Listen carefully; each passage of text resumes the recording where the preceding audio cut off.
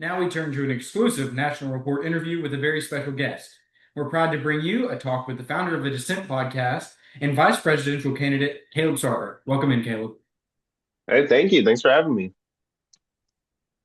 I got it. So I had the first question. So, what inspired you to run for vice president, and what makes you the right fit for this role? As far as what inspired me, it's sort of been a goal of mine for a couple of years. I actually planned this ahead to run in this year, like 3 years ago. Planned to run for rep, senate, and then vice president. I lost the first two, but I mean, you got to keep going. I was when Jacob asked me to run with him, I was of course an instant yes because I mean I just like the opportunity that elections give to develop yourself. And as far as this year, I love the new prospect that's given with the elected officials advisory council. That's a very new aspect of it, and it allows you to do a lot more change in the Team Pack Nation that you'd like to see. So definitely running to maybe bring in some new goals, new ideas, as well as just sharing this message that we're passionate about. Me and Jacob, it's called Made for the Valley, just encouraging students to be able to continue serving the Lord outside of Team Pack, not just within Team Pack. So yeah, and then as far as what why people should vote for me specifically, as far really there's a lot of great candidates this year. I've known a lot of them personally, actually. I think pretty much all of the candidates this year. But I think the thing that sort of stands out about us, we're just trying to be as authentic and genuine as possible. I know sometimes candidates it is a temptation to switch up for a particular role, but we're not trying to do that whatsoever. We're always easy to contact, easy to reach, never shying down from a conversation. That's why we've been doing the podcast as well. Just love having conversations. So yeah. You're so right that the elected officials are able to make so much more of an impact this year. I think it's a change that a lot of people in Team Pact have been advocating for a while. Take me through how you and Jacob would lead Team Pact as president and vice president. Yeah, so we're still fleshing that out somewhat. One idea that we have currently would to create what's called a student newsletter, basically allowing for more transparency between the office as well as the students, talking about new developments going on, as well as just being curated by the Team Pack student body of different stories that they have from Team Pack.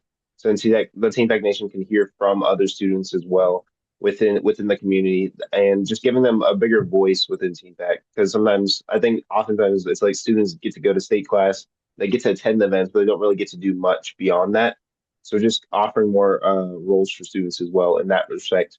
And then one idea I've sort of thought of is maybe giving students more so like some guidelines and some helpful tips for expressing Team Pack, like for example, 2CC events as well. Just creating more opportunities for students to serve when they're not at Team Pack. So yeah. Very good. Yeah, very good. So for the next question, in what ways do you think a vice president, any you and whoever is elected, should be involved in policy discussions, both behind the scenes and publicly? Yeah, so it's yeah, definitely very important to have both elements, the behind the scenes as well as the in public, because you're elected by the voters. So it's important that you continue to have a communication with them when you are elected. So of course, the way that you always want to speak very honestly, very candidly. This is where you really want to avoid hypocrisy as well, saying one thing behind closed doors, another thing outside. So definitely just being the same person in all scenarios, and then just having a respect for people in general very helps, because if you respect your audience, then that correlates to just being honest with them and valuing them as a voter, but also just as a person first and foremost. So yeah, definitely having the respect for people in general in mind is always key for that. Take us through your strategy heading into the election and the debates and being on stage and whatnot. Take me through how you want to present yourself. How are you preparing for that? Just all the details with that.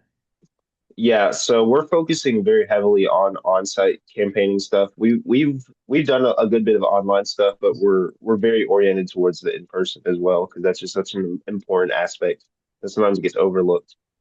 Um, so we've created a grassroots team just trying to get out the vote as much as possible and engage in as many conversations with people as possible, aside from just me being on the debate stage or in open forums. We just want to have one-on-one conversations as well. Those are very important. But as far as the debate stage, I've never done a debate before, so this is going to be a very fun and interesting experience. My strategy going into any on-stage performance would basically just be as calm as possible when you explain. I'm not very an overly energetic person in my delivery, but just calmly presenting my information. And I mean, I've just been studying what I need to know, and very confident in sort of what I have to say as well. So definitely just going into it with a just in a very conversational tone with the audience. That's sort of my speaking style, and we'll just do that to the best of our ability. Got it. Yeah. Very good. So how would you say your campaign complements your presidential candidate's platform and vision? So how would you say like you're using what he is doing towards the campaign, and how is he using what you're doing towards the campaign? And then how did y'all meet? So as far as the first question, we really tapped into what each other our strengths and abilities are, and just applying that towards the campaign. So for example, he was I've never done any social media stuff. I'm not on social media. So he's actually running our campaign's social media as well. He's always just very willing to step into roles and just do them to the best of his ability. So yeah, we're just sort of finding our different strengths and weaknesses and applying that towards who does what in the campaign. And I think it complements our personalities very well because we are alike in certain ways, but we're also different in other ways as well. Like for example, I do have a lot of I would say I have a bit more connections than Jacob within Team Pack. So I've used that as far as outreach goes. It's just outreaching with try many even more people as possible. So yeah, we've just been utilizing our different strengths and different weaknesses to the best of our ability. And then we met actually. We've been in the same Team Pack circle since 2023, but we didn't actually like know each other really until this campaign. So it's been a great opportunity to of getting to know him a lot more. And yeah, so it's been great, honestly. We didn't know we weren't like deep friends or anything like a lot of these candidates have been, but it's just been a great opportunity to get to know him, get to learn, and the friendship is like rapid friendship building because you're doing it underneath such like a mission based environment, trying to achieve a goal, but we've also grown closer in that. So it's been very good. Very, very good. If you had to describe your campaign in 3 words, what would they be? And you can use your slogan, Made for the Valley, or whatever you want, but take us through what you feel like is the defining message of this campaign. Hmm. Okay. 3 words. 3 words. I'm not going to say made for the valley, even though I very much could.